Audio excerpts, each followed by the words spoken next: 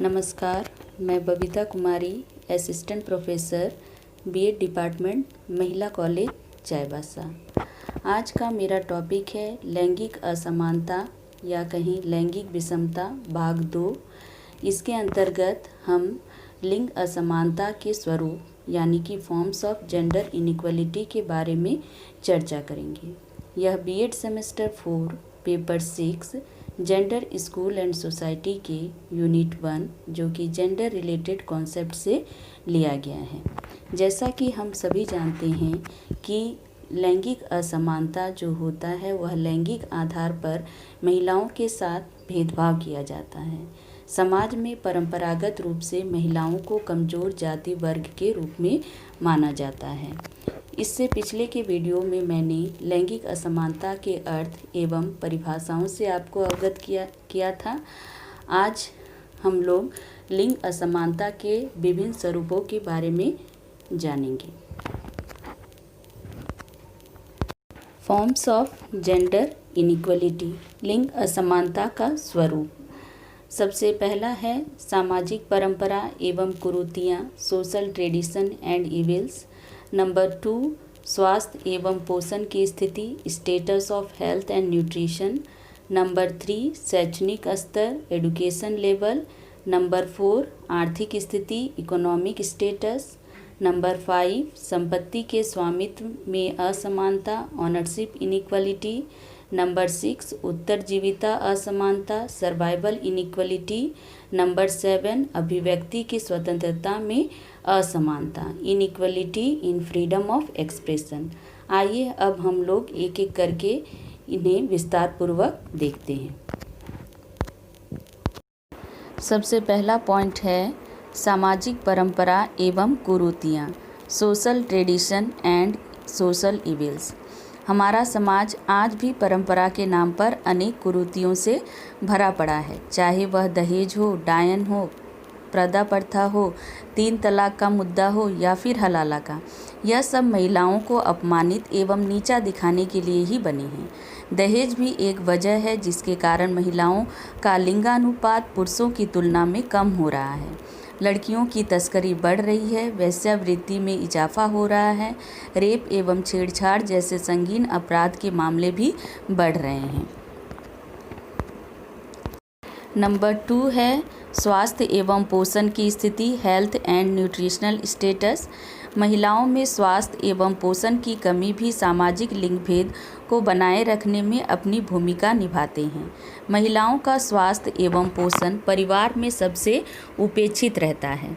बीमार पड़ने पर उन्हें ज़्यादातर घरेलू नुस्खे अपनाने की सलाह दी जाती है और ज़्यादा अगर अस्वस्थ हो जाती हैं तो किसी ओझा या गुनी के यहाँ लाया जाता है या फिर सरकारी अस्पताल। उन्हें घर में ज़्यादा काम करने, विभिन्न पर्व त्योहारों के अवसर पर उपवास करने और दैनिक रूप से कम खाने की सलाह परिवार या समाज के लोगों द्वारा दिया जाता है। उन्हें अपने शरीर में हो रहे दिक्कतों तकलीफ़ों पर बातचीत से भी मना किया जाता है एवं अपने दर्द को मन के भीतर रखने के लिए प्रेरित किया जाता है। उन्हें गौरवान्वित किया जाता है कि वे अपने परिवार के लिए कुर्बानी दे रही हैं। परिवार में अच्छे और पौष्टिक भोजनों पर पहला हक केवल पुरुष का ही होता है। महिला सिर्फ उन भोजन को बनाने, परोसने और सबको खिलाने के बाद अगर कुछ बच जाए तो उसे खा लेने वाली होती है। समाज ने इस प्रकार की प्रणाली बना रखी है कि वस्तु के निर्माता को ही वह चीज़ नसीब नहीं होती। महिलाओं में रक्त की कमी के कारण होने वाली बीमारी अनीमिया और बच्चों में अरक्तता का मुख्य कारण पर्याप्त मात्रा में भोजन का न लेना, भोजन में पौष्टिक आहार का न होना इत्यादि है। नंबर 3 है शैक्षणिक स्तर, एजुकेशन लेवल।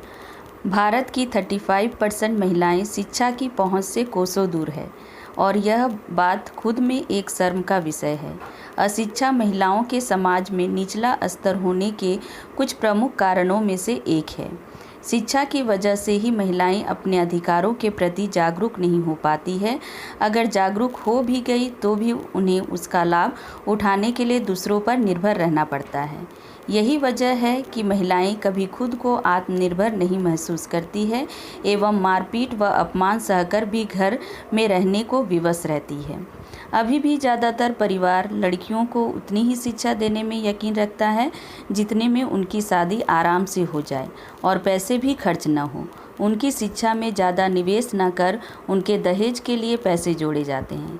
इसलिए लड़कियां शिक्षित होकर भी उस न्यूनतम अर्हता को पूरा नहीं कर पाती है जिनकी अपेक्षा वर्तमान की प्रतियोगी परीक्षाएं करती हैं। नंबर 4 है आर्थिक स्थिति, इकोनॉमिक स्टेटस। महिलाओं को आर्थिक स्थिति पर दोयम दर्जे का सामना करना पड़ता है। महिलाओं के कार्य का आर्थिक मूल्य नहीं आंका जाता। कई बार उन्हें समान कार्य के लिए पुरुषों से कम वेतन दिया जाता है और बहुत से घरों में महिलाओं की कमाई पर उनका स्वयं का अधिकार नहीं होता। घर के पुरुष सदस्य ही महत्वपूर्ण आर्थिक फैसले लेते हैं। नंबर 5 है हमारा संपत्ति, ऑनरशिप इनइक्वालिटी। महिलाओं को संपत्ति में समान अधिकार नहीं दिया जाता है। कानूनी रूप से इसका प्रावधान होने पर भी समाज में यह विरले ही देखने को मिलता है। यदि पुत्रियां द्वारा संपत्ति में अधिकार का दावा भी किया जाता है तो हमेशा के लिए उनके लिए मायके के दरवाजे बंद हो जाते हैं और मामला कोर्ट कचहरी तक पहुंच जाता है।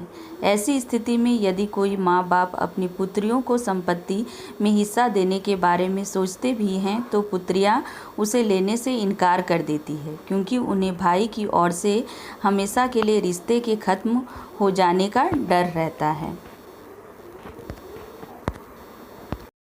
नेक्स्ट पॉइंट हमारा है उत्तरजीविता असमानता, सर्वाइवल इनइक्वालिटी। लैंगिक असमानता का एक और गंभीर रूप महिलाओं की असामान्य रूप से उच्च मृत्यु दर है। हालांकि जैविक रूप से महिलाएं पुरुषों की तुलना में अधिक समय तक जीवित रहती है। असामान्य रूप से उच्च मृत्यु दर कहने का मतलब यह हुआ कि भोजन में पोषण की कमी के कारण उन्हें अनीमिया का सामना करना पड़ता है, जिसकी वजह से कभी कभी उनकी मृत्यु भी हो जाती है। कम अवस्था में अगर महिलाएं गर्भधारण करती हैं तो भी उनकी मृत्यु होती है। तो इसलिए यहाँ पे असामान्य रूप से मृत्यु दर की बात कही गई है। हम भारत के लिंगानुपात की वर्तमान स्थिति पर एक नज़र डालते हैं। जनगणना के आंकड़ों के अनुसार भारत का महिला पुरुष अनुपात अधिक से अधिक प्रतिकूल होता जा रहा है। महिला पुरुष अनुपात जो 1991 में 927 था, वहीं 2001 में बढ़कर 933 हो गया और 2011 में बढ़कर 940 हो गया। हालांकि यह अनुपात केरल में 1084 और 2011 में दमन और दीव में 616 है। अगर हम बाल लिंग अनुपात को देखें तो जो तस्वीर उभरती है वह वास्तव में एक मनमौजी और बड़ी ही चिंता का कारण है। बाल लिंगानुपात 0 से 6 वर्ष में जो 1991 में प्रति 1000 लड़कों पर 945 लड़कियों की संख्या 2001 में 927 तक पहुंच गया और 2011 में 914 पहुंच गया। यहाँ पे ये घटती हुई प्रवृत्ति स्पष्ट रूप से यह बता रही है कि कुछ बाल और न ही उनके पास अवसर हैं और न ही लंबे समय तक जीवित रहने की गुंजाइश। संयुक्त राष्ट्र के अंतर्राष्ट्रीय बाल आपातकालीन कोष यूनिसेफ ने अपनी रिपोर्ट में दावा किया है कि भारत में हर रोज़ 7000 कम लड़कियों का जन्म होता है, जो कि वैश्विक औसत से अधिक है। अतः इस प्रकार हम कह सकते हैं कि आज भी स्त्रियां आर्थिक, मानसिक, शारीरिक या कहें सामाजिक रूप से स्वतंत्र एवं सक्षम नहीं हैं।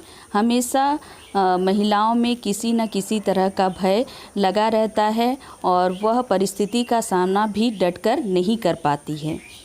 मैं आशा करती हूँ कि इस वीडियो के द्वारा छात्र अब लैंगिक असमानता के विभिन्न स्वरूपों के बारे में भली भांति जान चुके होंगे। अगले वीडियो में हम लोग लैंगिक असमानता के कारणों की चर्चा करेंगे। तब तक के लिए धन्यवाद।